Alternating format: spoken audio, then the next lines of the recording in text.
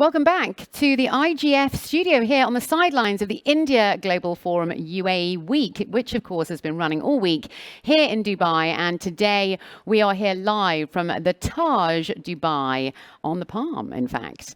And welcome to Talking Tech with me, Laura Buckwell.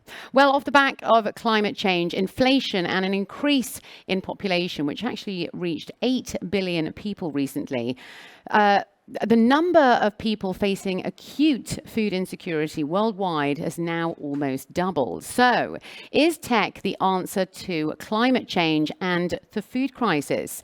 Well, to answer this, I have a very special guest with me here today. It's a very warm welcome to Zada. She's the co-founder and CEO of Dana Venture Builder, who has also made it onto the list of Forbes 30 under 30. A very warm welcome. Thank you so much for being with us. Thank you so much for having me. Right, I thought I'd actually start our conversation with the topic conversation, and let's just go straight in there. Is tech the ultimate answer when it comes to climate change and the food crisis? So actually regarding that, I would consider it as, is the green tech is the answer? Because if we are talking about tech only, we will face the same problems in 10 and 20 years later.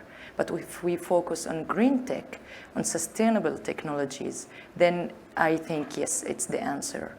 When we want to focus on the impact that we create from these technologies, not only on the food security, but also on the environment. Because if we don't care of the environment today, we will not have food security in 100 years later, and 50 years later, and even in 20 years later. And of course, they come hand in hand and they impact each other, don't they, going forward? So what about policies and regulation? Obviously, tech is what's going to solve the issue. But what else comes with that as well? What goes hand in hand with that? I think the important topic of ESGs is very crucial, and it's still new to the market. And you need to educate the market, the investors, the corporates, to create a more sustainable economy and sustainable technology and sustainable ways of delivering solution without creating damages in the future. So if we want to forecast the problems of today's technology, we will find out that we are still not there. We're still not sustainable, even though if we are talking about renewable energy and other ways of biological pesticides, soil treatment.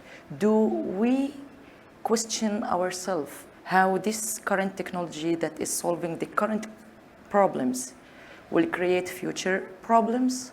If we don't anticipate the future problems, we will keep being in the same circle of having insecurity, not only for our food system, but also for our planet and other creatures. I was reading an article the other day, actually, and it said, in fact, we've actually got the technology to combat climate change and the food crisis. It's there. We've got it already. But actually, it's the policies and the people at the top that are actually the issue, because they're not implementing it. They're not doing the right thing. What's your take on that? Do you think the technology really is there, and who's responsible? The responsibility is all on each of one of us. But when we talk about ESG, we're talking about how we can create new policies to promote and foster the way the corporates and the big industry leaders can create the real change and the significant change in our way of consumption, of recycling, of creating a new direction for our consumers to think and to be aware of these products. So the policy, it goes for the governments. As we see, the government of the UAE is trying to push very hard through more sustainable industries, more sustainable economy, and the food system. But it has to be a global collaboration between the nations, all nations, because we have only one planet. And creating policies among governments can create a real change among the private sector. But still, I think the policies can come from the private sector as well. If each company from the private sector can take responsibility on itself to create a more ESG strategy for its culture and for its future strategies, it can create a huge difference in each country's way of thinking among green technology and sustainability? Well, these types of elements and environmental wellness and being good to the environment, they are all sort of ingrained in a lot of companies nowadays anyway, aren't they? Because I mean, that's the shift that's happening at the moment. Obviously, we're not quite there yet, though, are we? What's your take on that? To be honest, we are in a bit of a mystery times of how this green revolution is need to become, and we have the greenwashing. Many companies are trying to push among green, but they are not really green, and this is the real problem. Are we really going into the direction of green technologies, or it's a greenwashing for the big corporates? Because when you talk about big corporates that they are operating for 20, 30, 50 years, it's very hard to make this transition into a greener way of thinking, creating, and making business. But still, among the ESG, even in the European countries, in the US, in the Middle East, many corporates doesn't really know how to measure. And based on what we need to measure our impact, based on what we need to measure our sustainability. If we are creating sustainability in soil treatment, do we create sustainability also on the energy field? It's always like a chicken and an egg that we are still, all the nations are learning together how we can really measure the sustainability and the green revolution to get to a better future and a greener future for us all. I suppose, yeah, as you said, it's not a matter of just ticking a box to say that you're green. You actually have to make sure that you implement the right technology and decisions going forward, of course. Very quickly as well, I didn't give you much of an introduction in terms of your company does. So tell us a little bit more about what Dana's role is when it comes to food security. We first of all, our first ultimate goal is to get a woman on the forefront of the green revolution, and especially in the food security. In our motherhood, I still don't have children, but we have this instinct of thinking of our children and the future of our children. And that's where we believe that women are the best fit to think about the future and the food security for the future generations. So this is our ultimate goal, to promote women tech startups that deals in agri-tech, food security, food tech, renewable energy, and circular economy. We work among all over the region, and we think the region is a kind of a global beta site where all countries can learn from this region, because we already have the desert. We already have the lack of resources. And if we create the solution from here, it can fit anywhere in the world. Wow, that's really interesting, especially from coming from this region. That's super interesting. What about this role of women, as you were mentioning? I mean, we've got the Women in Leadership Forum actually coming up tomorrow, which I think we're going to be sharing the stage again tomorrow, which is very exciting.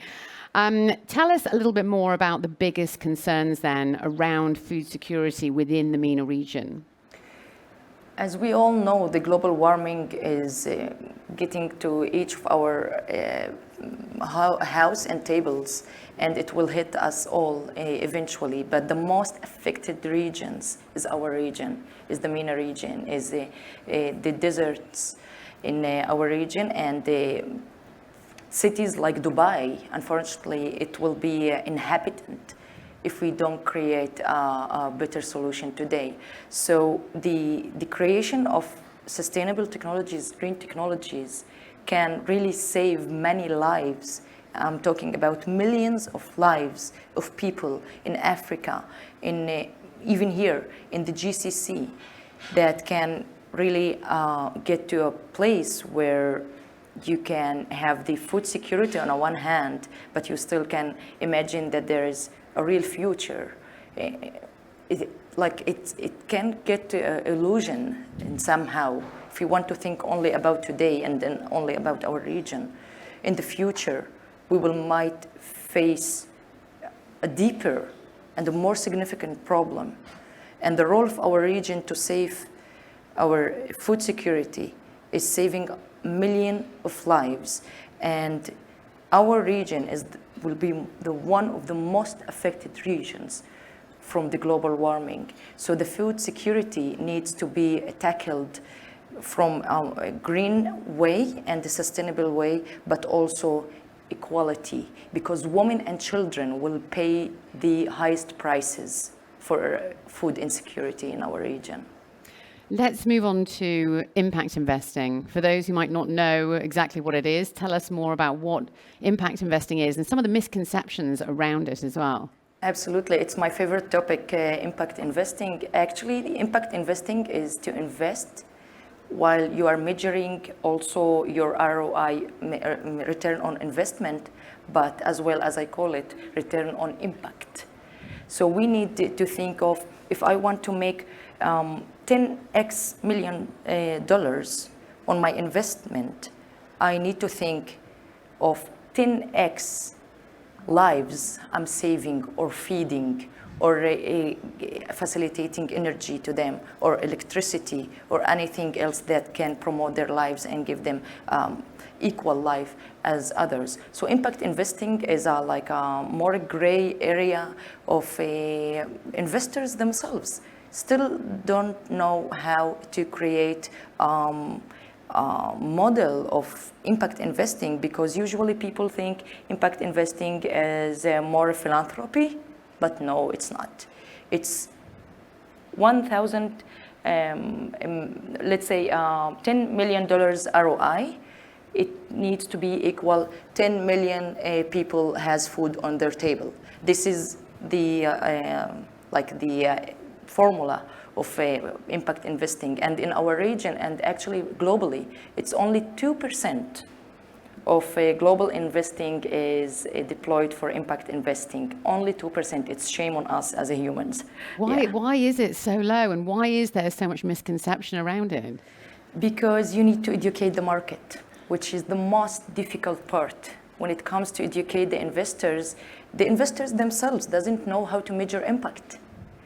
We needed to create models and policies, as you mentioned in the beginning, to deploy capital based on impact and not only on our return on investment and money aspect.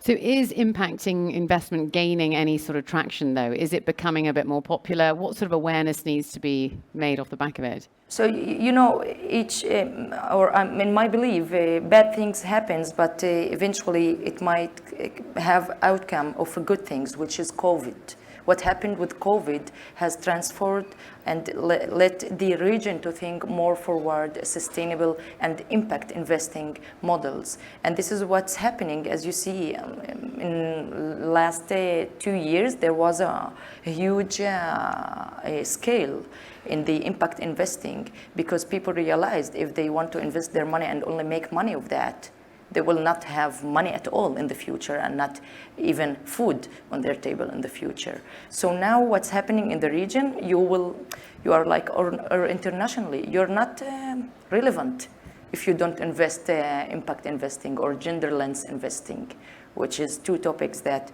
investors, in my opinion, should consider. If you want to stay relevant in the market, you should consider impact investing. I mean, mindsets really have changed, as you mentioned, just off the back of the pandemic. Of course, we have climate very much and environmental wellness very much at the forefront of our minds now. How do we get investors to look at the bigger picture then? What's the solution? You know, investors, when you want to talk about investors, the mindset is how to create money from my investment. So I think the best way is to show them how impact investing worth investing. While adding on that, you can show them the impact, the real impact that they will make to the humanity or to the planet Earth. But when we talk about women in gender lens investing, the global economy is losing about $3 trillion a year of not engaging women in the tech scene and the entrepreneurial tech scene. So if we think about it the opposite way, how if we include women, so impact investing or genderless investing can say, if you have one woman at least in your team, I will invest in you and you are sustainable technology, then you are creating a better way of profits, and even you are making more profits than others, because women fundraise less money and make more money on their investments for their investors. I mean, that is a shocking figure, and Right. I'm just so surprised that people don't understand that yet. But we're going to be talking a lot more in depth about that tomorrow, as I said, at the Women's Leadership Forum. Very quickly, we've only got a couple of minutes left. What is your sort of number one piece of advice for SME tech companies that are wanting to go into this space and to find investment as well? How should they grow, and what should they sort of look for when it comes to an investor, and vice versa? What should an investor look for as well, in just a couple of minutes? I think the best thing in being a startup or a small, growing, fast-growing company is really that you can create the culture already today, the culture of ESG, the culture of focusing on the SDGs.